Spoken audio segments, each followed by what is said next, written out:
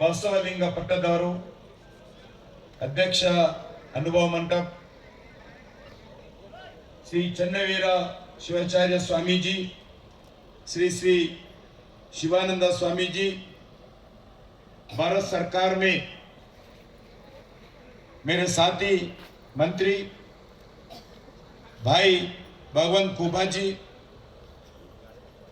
मेरे पुराने साथी कर्नाटका विधान परिषद के चेयरमैन भाई रघुनाथ मलकापुरी जी, श्री शरणु सलकर जी, विधायक शशील नमोशी जी, शैलेंद्र जी, बाबा वाले जी, आनंद देवप्पा जी, जनवाड़े गंगप्पा जी, भारतीय जनता पार्टी के हमारा तेलंगाना प्रांत के स्पोक्स पर्सन है डॉक्टर शिवप्पा जी, तेलंगाना प्रांत के भारतीय जनता पार्टी का नेता है, और सभी बसव भक्तों शरणु शरणार्थी एल्लरिगू नमस्कारम। ओम श्री गुरु बसवलिंगाय नमः।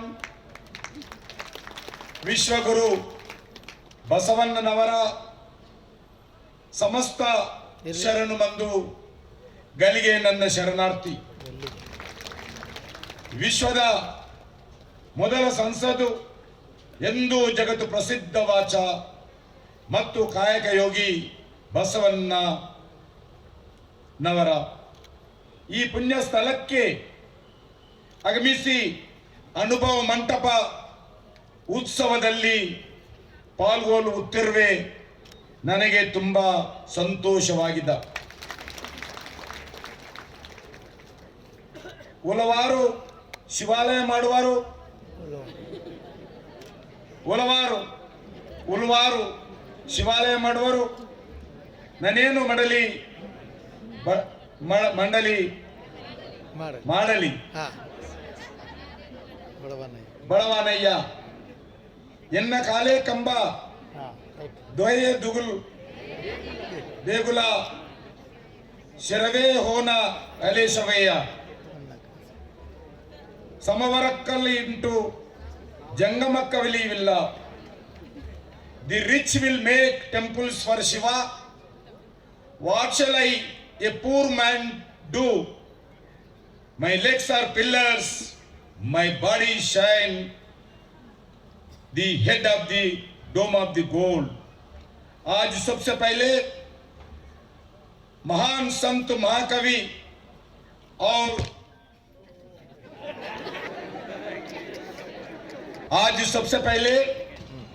महान संत, महान कवि और महान दार्शनिक पूज्य स्वामी बसवेश्वर को मैं प्रणाम करता हूं। आज नया अनुभव मंटप के कार्यक्रम पर आप सबको मैं भारत सरकार के ओर से बहुत बहुत बधाई देता हूं। सबसे पहले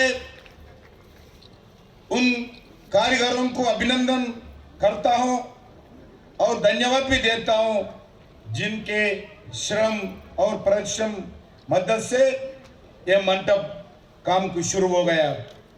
यह मेरा परम सौभाग्य है कि आज मुझे इस पवित्र स्थान पर आने का मौका मिला है।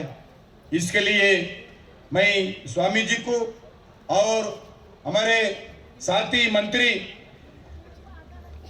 गुबा जी को मैं धन्यवाद देता हूं।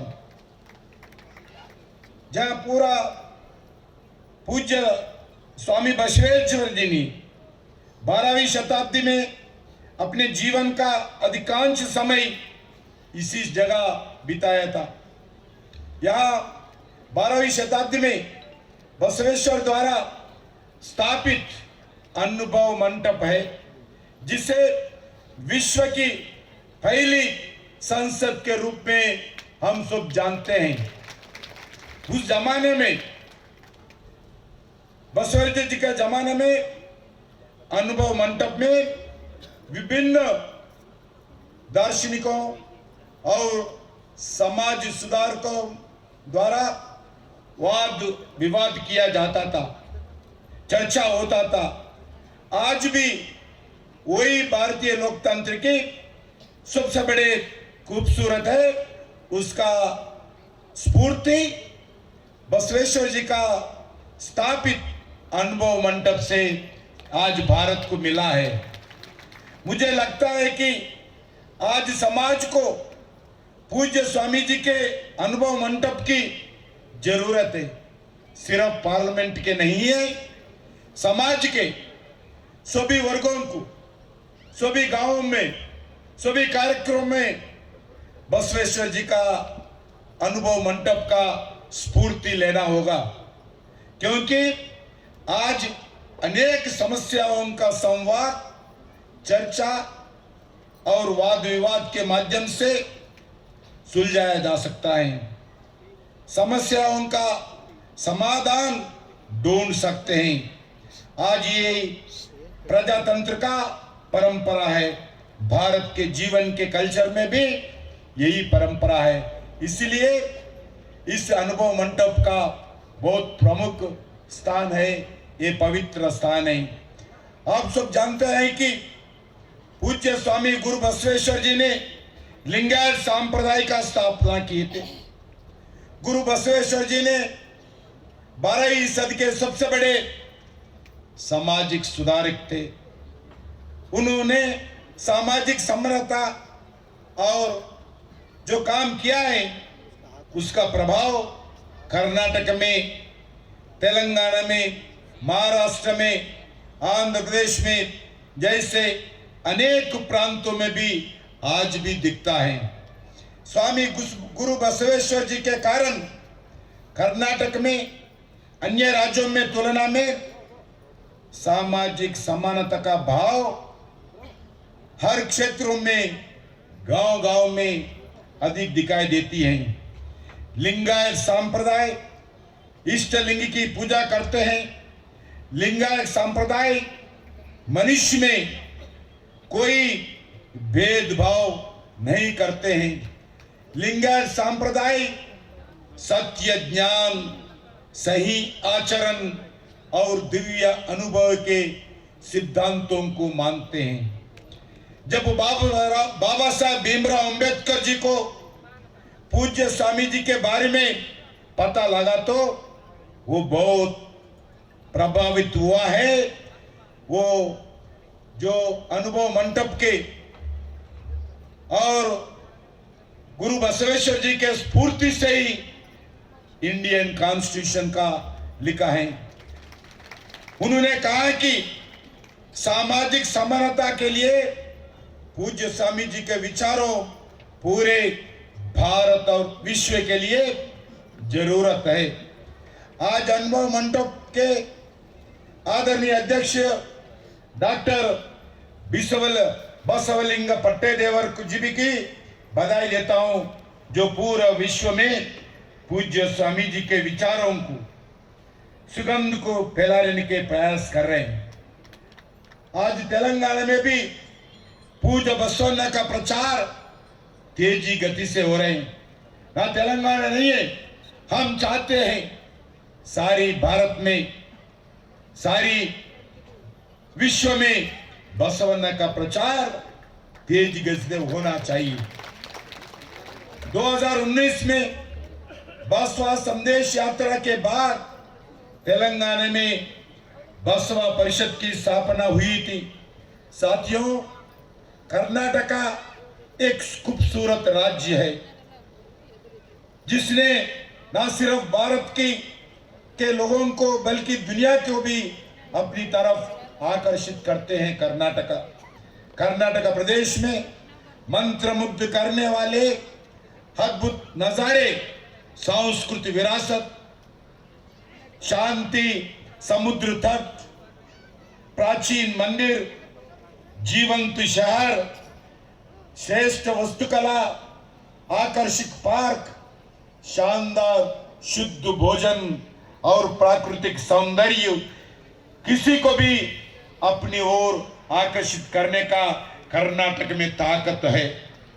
राज्य भर में 60 से अधिक पोर्ट है, उसमें बदामी पोर्ट है, चित्रदुर्ग पोर्ट है, श्रीरंगपट्टनम पोर्ट है, मीरजान पोर्ट है, मड़करी पोर्ट है, बल्लारी पोर्ट है। इतना ही नहीं, बीदर पोर्ट भी देश और दुनिया में एक प्रसिद्ध है। कर्नाटक पोर्ट के पास यूनेस्को वर्ल्ड हेरिटेज है, ग्रुप ऑफ मॉन्यूमेंट का जो हम्पी है वो भी यूनेस्को वर्ल्ड हेरिटेज का रिकॉग्निशन मिला है। ग्रुप ऑफ मॉन्यूमेंट का पट्टड़ काल का भी वो यूनेस्को हेरिटेज मिला है। मैं आज इस मंच से बताना चाहता हूं, वर्तमान इस 2022 का जो यूनेस्को का जो हेरिटेज का रिकॉग्निशन होने वाला है, आने वाले साल में हम ये साल प्रपोजल दिया है। 2023 को मेरा पूरा विश्वास है, मोदी जी के नेतृत्व में कर्नाटक के होयसाला टेम्पल कॉम्प्लेक्स यूनेस्को का रिकॉग्निशन मिलने के लिए मोदी सरकार हम पूरा काम कर रही हैं। वैसा ही उडुपी नागरवली नेशनल पार्क, श्रवण बेलागोला, बेलूर, गोकर्ण, बंदीपुर, कबिनी और कूर्ग भी कर्नाटक के प्रमुख आकर्षणीय केंद्र है।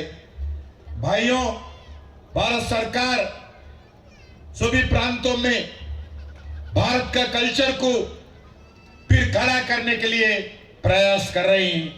अब अभी आपको मालूम है, मध्य प्रदेश के उज्जैन के महाकालेश्वर का मंदिर को अच्छे किए हैं, काशी विश्वनाथ धाम को और पूरा नया ओर से खड़ा किया है।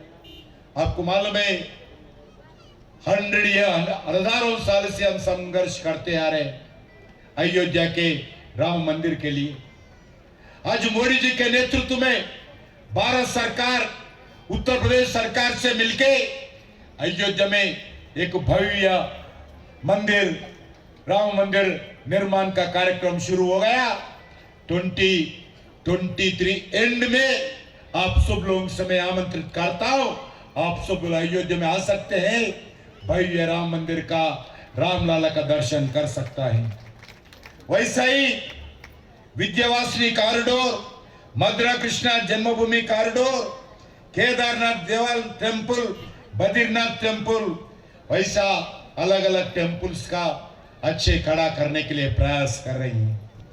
तेलंगाना में श्रीशैलम, वरंगल के रामपद रुद्रेश्वर मंदिर और उत्तर प्रदेश में बुद्ध भगवान का टेम्पल, डॉक्टर बाबा साहब अम्बेडकर का पंचतीर्थ, सिख समाज का, जैन समाज का, बुद्ध समाज का अनेक प्रमुख मंदिरों को हम अच्छे प्रमुख बनाने के लिए भारत सरकार प्रयास कर रही है। भाइयों, मैं चाहता हूं हमारा प्रयास रहना चाहिए, हम इसके अच्छे अनुभव की हो सकते हैं। दुनिया से आने वाले लोगों को जो आज भारत का विरासत हम दिखाना चाहिए। वैसे ही मैं चाहता हूं आज कालाबेड़ा, कोलाबेड़ा, उसिया,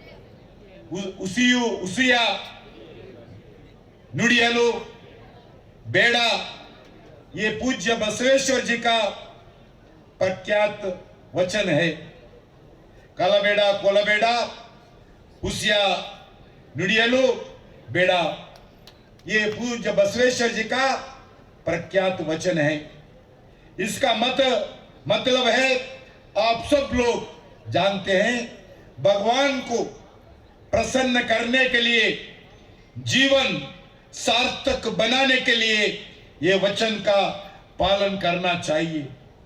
प्रधानमंत्री आदरणीय नरेंद्र मोदी जी प्रधानमंत्री बनने के बाद पूज्य बसवेश्वर वचनों का जिक्र पार्लियामेंट से लेकर कई संदर्भ में नरेंद्र मोदी जी किया है। लंदन में थेम्स नदी के तट पर बसवेश्वर जी का विग्रह का अनावरण नरेंद्र मोदी जी ने किया है। मोदी जी ने अप्रैल 2017 में वचन साहित्य का 23 भाषा में पुस्तकों का आविष्कार किया है। वित्त मंत्री finance minister Shrimati Nirmala Sitharaman ji GST के मीटिंग में बसवेश्वर जी का आर्थिक नीतियों को उल्लेख किया है। ऐसे कई संदर्भ में माननीय प्रधानमंत्री नरेंद्र मोदी जी के नेतृत्व में भारत सरकार ने बसवेश्वर जी का स्तुति कर रही है और उन महान भावों का स्फूर्ति से बसवेश्वर जी का आशीर्वाद से देश का विकास, जनता का सेवा नरेंद्र मोदी जी का सरकार कर रही है। कुछ पार्टियां, कुछ संस्था ने अपने धर्म को विच्छिन्न करने का अपने में भी मतभेद लाने का प्रयास कर रही हैं। मैं आप सब लोगों को यही बताना चाहता हूं, हम इस धर्म को बचाने के लिए एकत्रित होकर धर्म का बचाने का काम करना चाहिए। ये सही समय। मैं गुरु बसवेश्वर जी का विरासत का परंपरा और उनका संदेश हम सब एकत्रित होकर आने वाले पीढ़ी को लिए बचाना चाहिए। उस संदेश को हम सब भी जिम्मेदारी से निभाना चाहिए। इसके लिए भारत सरकार पूरा सहयोग देंगे।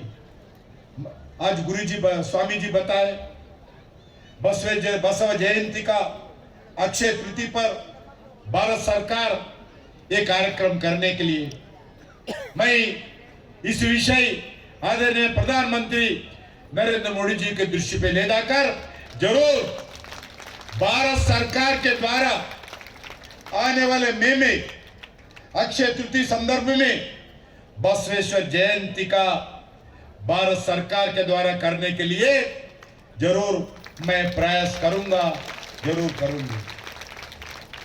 वैसे ही जो बसव कल्याण जी का इस मानव मंडप को सारी देश में, सारी दुनिया में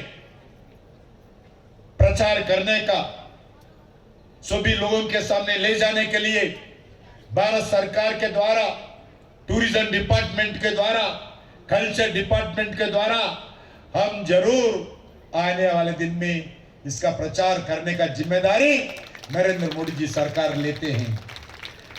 भाई और बहनों, मैं आपसे यही अनुरोध करना चाहता हूं।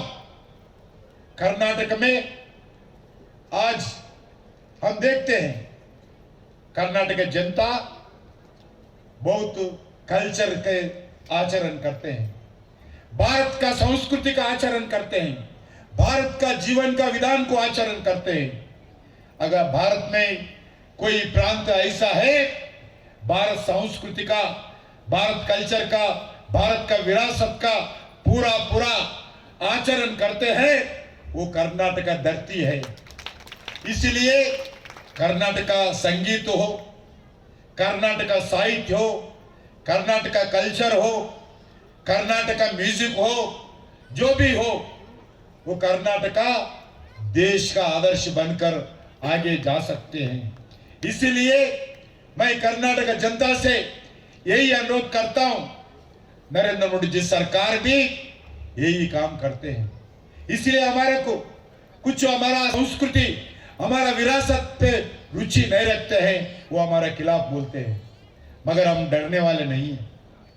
हमारा सरकार इस भारत का संस्कृति के लिए, हमारा सरकार इस विरासत के लिए, हमारा सरकार भारत के बहुमूल्य जीवन को बचाने के लिए नरेंद्र मोदी जी सरकार आप लोगों का आशीर्वाद से बना है। इसलिए हम यही प्रयास आगे करेंगे।